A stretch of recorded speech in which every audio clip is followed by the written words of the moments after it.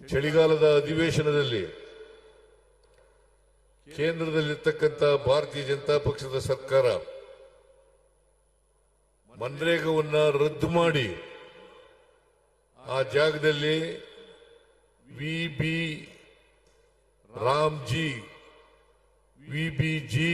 ರಾಮ್ಜಿ ಗ್ರಾಮೀಣ ಕಾಯ್ದೆಯನ್ನ ಜಾರಿ ಮಾಡಿದೆ.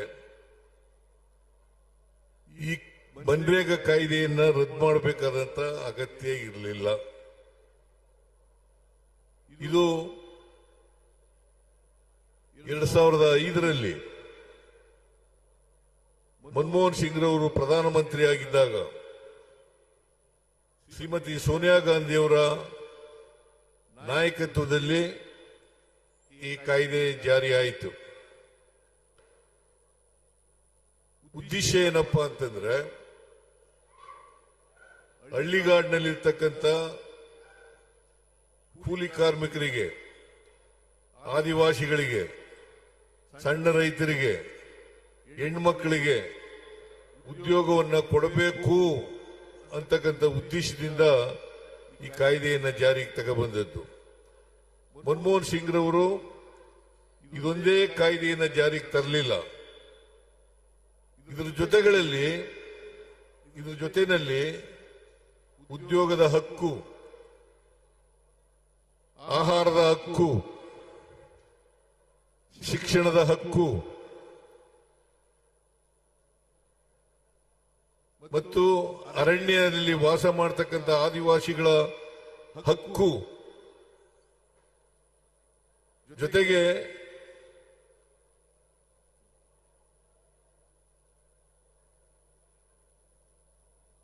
ಈ ಇನ್ಫಾರ್ಮೇಶನ್ ಹಕ್ಕು ಇದನ್ನು ಕೂಡ ಜಾರಿಗೆ ತಗೊಬಂದಿದ್ರು. ಈ ಜಾರಿ ಆದಮೇಲೆ ಇವುಗಳನ್ನೆಲ್ಲ ದುರ್ಬಲಗೊಳಿಸತಕ್ಕಂಥ ಕೆಲಸವನ್ನ ಮಾನ್ಯ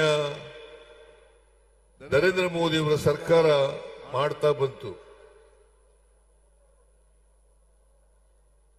ಜೊತೆಗೆ ಮನ್ರೇಗಾವನ್ನೇ ಕಿತ್ತಾಕ್ತಕ್ಕಂಥ ಕೆಲಸವನ್ನ ಮಾಡಿದ್ರು. ಇದ್ರ ಬಗ್ಗೆ ಚರ್ಚೆ ಆಗಲಿಲ್ಲ. ಕೇವಲ 17ನೇ ತಾರೀಕು, ಡಿಸೆಂಬರ್ 17ನೇ ತಾರೀಕು 8 ಗಂಟೆ ಮಾತ್ರ ಚರ್ಚೆ ಆಯಿತು.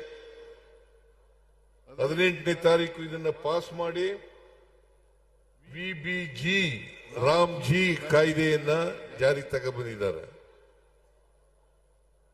ವಿಬಿಜಿ ರಾಮ್ಜಿ ಅಂತಂದ್ರೆ ವಿಕಸಿತ್ ಭಾರತ್ ಗ್ಯಾರಂಟಿ ಫಾರ್ ರೋಜ್ಗಾರ್,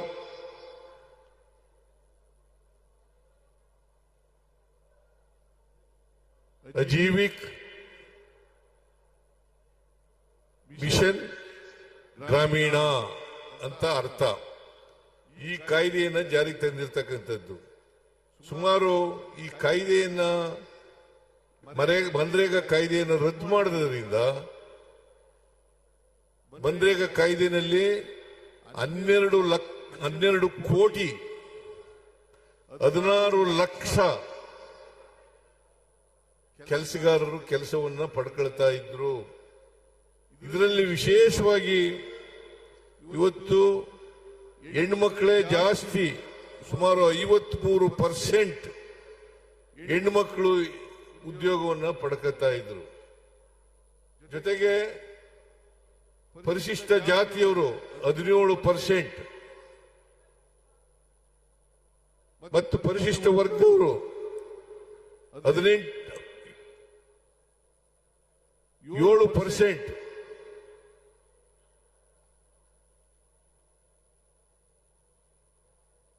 ಅಲ್ಲ 11%, ಒಟ್ಟು 28% ಪರಿಶಿಷ್ಟ ಜಾತಿ, ಪರಿಶಿಷ್ಟ ವರ್ಗ ಇವರು ಪಡ್ಕೊಳ್ತಾ ಇದ್ರು. ಇದನ್ನ ಇವತ್ತು ಕಿತ್ಕೊಳ್ತಕ್ಕಂಥ ಕೆಲಸವನ್ನ ಮಾಡ್ತಾ ಇದ್ದಾರೆ. 20 ವರ್ಷಗಳಿಂದ ಕಾಯ್ದೆ ಜಾರಿಯಲ್ಲಿತ್ತು ಮನ್ರೇಗಾ ಕಾಯ್ದೆ. ಮಹಾತ್ಮ ಗಾಂಧೀಜಿಯವರು ಹೆಸರು ಯಾಕೆ ಇಟ್ಟಿದ್ರಪ್ಪ ಅಂತಂದ್ರೆ ಗ್ರಾಮೀಣ ಪ್ರದೇಶಗಳ ಅಭಿವೃದ್ಧಿ ಆಗದೇನೆ ರಾಷ್ಟ್ರದ ಅಭಿವೃದ್ಧಿ ಆಗಲ್ಲ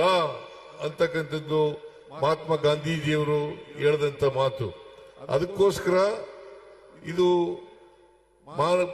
ಮಹಾತ್ಮ ಗಾಂಧೀಜಿಯವರು ಗ್ರಾಮೀಣ ಬದುಕು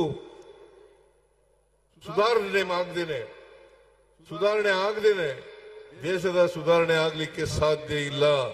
ಅದಕ್ಕೋಸ್ಕರನೇ ಗ್ರಾಮ ಸುರಾಜ್ಯ ಅಂತಕ್ಕಂಥ ಮಾತುಗಳನ್ನ ಹೇಳ್ತಾ ಇದ್ರು ಅವರು. ಈ ಗ್ರಾಮ ಸುರಾಜ್ಯ ಆಗ್ತಕ್ಕಂಥದ್ದು ಆಗ್ಬೇಕಾದ್ರೆ ಹಳ್ಳಿಗಾಡಿನಲ್ಲಿ ಇರ್ತಕ್ಕಂಥ ಕೆಲಸ ಕೇಳ್ತಕ್ಕಂಥವ್ರು, ಕೂಲಿ ಕಾರ್ಮಿಕರು, ಆದಿವಾಸಿಗಳು, ಮಹಿಳೆಯರು, ಸಣ್ಣ ರೈತರು, ಇವರೆಲ್ಲರಿಗೂ ಕೂಡ ಉದ್ಯೋಗವನ್ನ ಕೊಡ್ತಕ್ಕಂಥ ಕಾಯ್ದೆ ಸುಮಾರು 100 ದಿನಗಳು ಒಂದು ವರ್ಷದಲ್ಲಿ 100 ದಿನಗಳು ಉದ್ಯೋಗ ಗ್ಯಾರಂಟಿ ಖಾತ್ರಿ ಆಗ್ತಕ್ಕಂಥ ಕೆಲಸವನ್ನ ಮಾಡ್ತಾ ಇದ್ರು.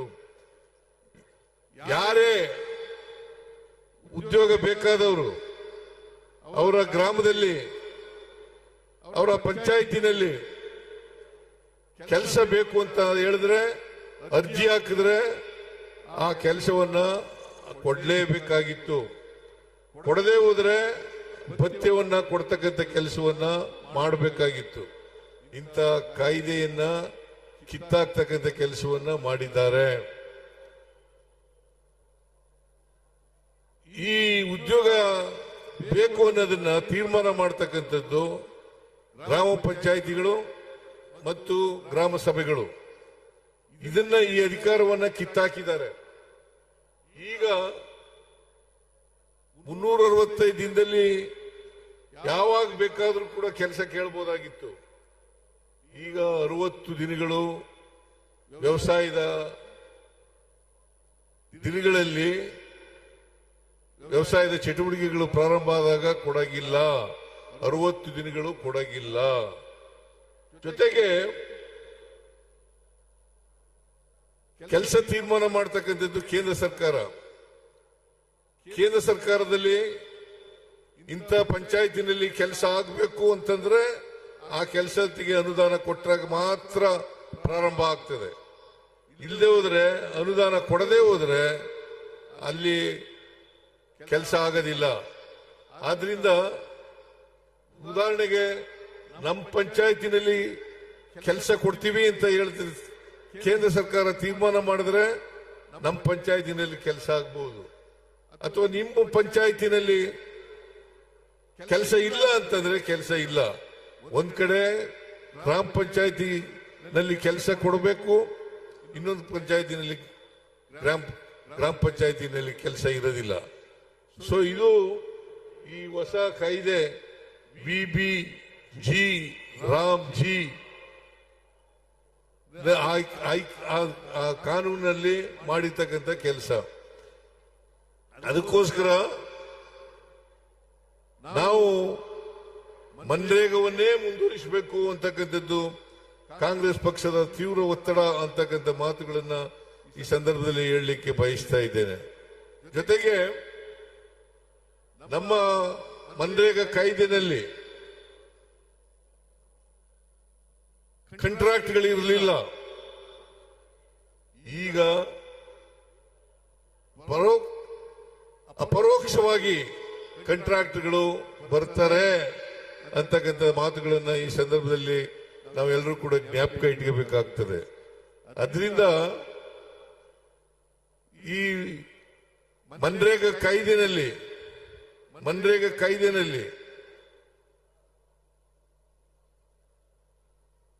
100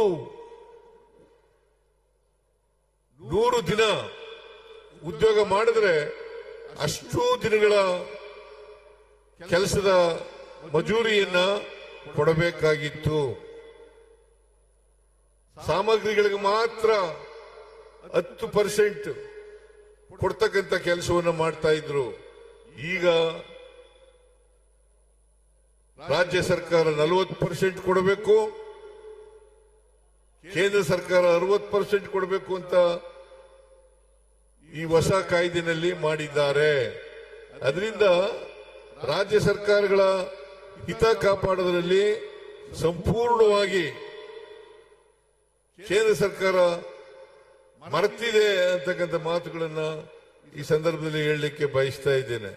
ಅದರಿಂದ ನಾವು ಈ ಕಾಯ್ದೆಯನ್ನು ಉಳಿಸ್ಕೋಬೇಕಾದದ್ದು, ರಕ್ಷಣೆ ಮಾಡ್ಕೋಬೇಕಾಗಿರ್ತಕ್ಕಂಥದ್ದು ಅತ್ಯಂತ ಅವಶ್ಯ, ಅನಿವಾರ್ಯ ಅಂತಕ್ಕಂಥ ಮಾತುಗಳನ್ನ ಈ ಸಂದರ್ಭದಲ್ಲಿ ತಾವೆಲ್ಲರೂ ಕೂಡ ಅರ್ಥ ಮಾಡ್ಕೊಂಡಿದ್ದೀರಿ ಅಂತಕ್ಕಂಥದ್ದು ನನ್ನ ಭಾವನೆ. ಅದರಿಂದ ಇಡೀ ದೇಶದಲ್ಲಿ ಕಾಂಗ್ರೆಸ್ ಪಕ್ಷ ಮನ್ರೇಗಾವನ್ನು ರಕ್ಷಣೆ ಮಾಡಲಿಕ್ಕೋಸ್ಕರ ಅದನ್ನ ಉಳಿಸ್ಕೊಳ್ಳಿಕ್ಕೋಸ್ಕರ ನಾವು ಹೋರಾಟವನ್ನ ಮಾಡ್ತಾ ಇದ್ದೀವಿ ಅಂತಕ್ಕಂಥ ಮಾತುಗಳನ್ನ ಈ ಸಂದರ್ಭದಲ್ಲಿ ಹೇಳಲಿಕ್ಕೆ ಬಯಸ್ತಾ ಇದ್ದೇನೆ. ನಮ್ಮ ಬೇಡಿಕೆಗಳು ಪ್ರಮುಖವಾಗಿ ವಿಕಸಿತ ಭಾರತ್ ರಾಮ್ಜಿ ಕಾಯ್ದೆಯನ್ನು ಸಂಪೂರ್ಣವಾಗಿ ರದ್ದುಗೊಳಿಸಬೇಕು. ಮಹಾತ್ಮ ಗಾಂಧಿ ರಾಷ್ಟ್ರೀಯ ಗ್ರಾಮೀಣ ಉದ್ಯೋಗ ಖಾತ್ರಿ ಯೋಜನೆಯನ್ನ ಮನ್ರೇಗಾವನ್ನ ಮರು ಜಾರಿಗೊಳಿಸಬೇಕು.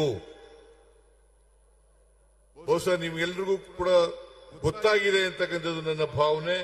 ಆದ್ರಿಂದ ವಿಕಸಿತ ಭಾರತ ರಾಮ್ಜಿ ಕಾಯ್ದೆಯನ್ನು ಸಂಪೂರ್ಣವಾಗಿ ರದ್ದುಗೊಳಿಸಬೇಕು.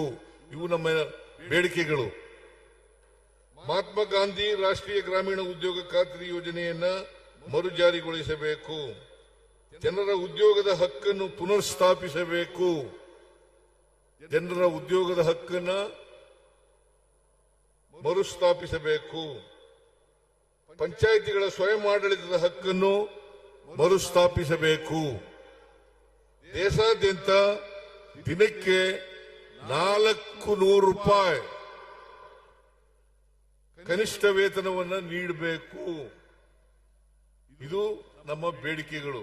ಈ ಬೇಡಿಕೆಗಳು ಈಡೇರೋವರೆಗೆ ನಮ್ಮ ಆಂದೋಲನ ನಿಲ್ಲದಿಲ್ಲ ಅಂತಕ್ಕಂಥ ಮಾತುಗಳನ್ನ ಈ ಸಂದರ್ಭದಲ್ಲಿ ಹೇಳಲಿಕ್ಕೆ ಬಯಸ್ತಾ ಇದ್ದೇನೆ. ಹೇಗೆ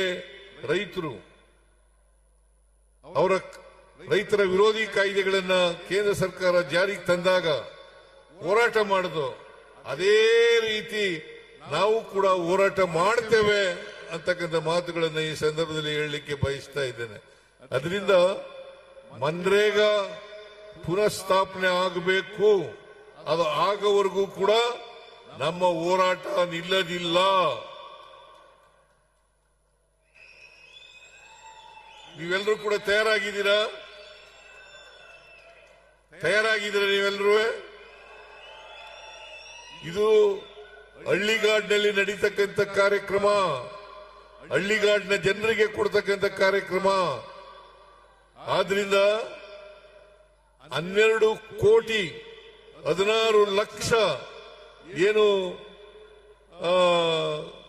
ಕೂಲಿ ಕಾರ್ಮಿಕರಿದ್ರು ಅವರೆಲ್ಲರಿಗೂ ಕೂಡ ಇವತ್ತು ಈ ಕಾಯ್ದೆಯನ್ನ ತಂದು ಮನ್ರೇಗಾವನ್ನ ನಾಶ ಮಾಡಿ ಈ ಹಳ್ಳಿಗಾಡಿನ ಜನರ ಕೆಲಸವನ್ನ ಕಿತ್ಕೊಳ್ತಕ್ಕಂಥ ಕೆಲಸವನ್ನ ಮಾಡಿದ್ದೆ. ಆದ್ರಿಂದ ದಯಮಾಡಿ ತಾವೆಲ್ಲರೂ ಕೂಡ ಈ ಹೋರಾಟದಲ್ಲಿ ಭಾಗವಹಿಸಬೇಕು, ಕಾಂಗ್ರೆಸ್ ಜೊತೆ ಸಹಕರಿಸಬೇಕು. ನೀವೆಲ್ಲರೂ ಕೂಡ ಬಹಳ ದೊಡ್ಡ ಪ್ರಮಾಣದಲ್ಲಿ ಇಲ್ಲಿ ಬಂದಿದ್ರಿ. ಆದರೆ ನಾವು ತಡವಾಗಿ ಬಂದದ್ರಿಂದ ನೀವೆಲ್ಲರೂ ಕೂಡ ಅನೇಕ ಜನ ಹೊರಟೋಗಿದ್ದಾರೆ ಈಗ. ಆದರೂ ಕೂಡ ಇಂಥ ಯಶಸ್ವಿ ಕಾರ್ಯಕ್ರಮ ಆಗ್ಲಿಕ್ಕೆ ಶ್ರಮಿಸಿದಂತ ಎಲ್ಲ ಉಸ್ತುವಾರಿ ಸಚಿವರಿಗೆ, ಶಾಸಕರಿಗೆ ನಮಸ್ಕಾರಗಳನ್ನ ಹೇಳಿ ನಿಮಗೆಲ್ಲ ವಂದನೆಗಳನ್ನ ಹೇಳ್ತಾ ನನ್ನ ಮಾತನ್ನ ಮುಗಿಸ್ತೇನೆ. ಜೈ ಹಿಂದ್, ಜೈ ಕರ್ನಾಟಕ, ಜೈ ಸಂವಿಧಾನ.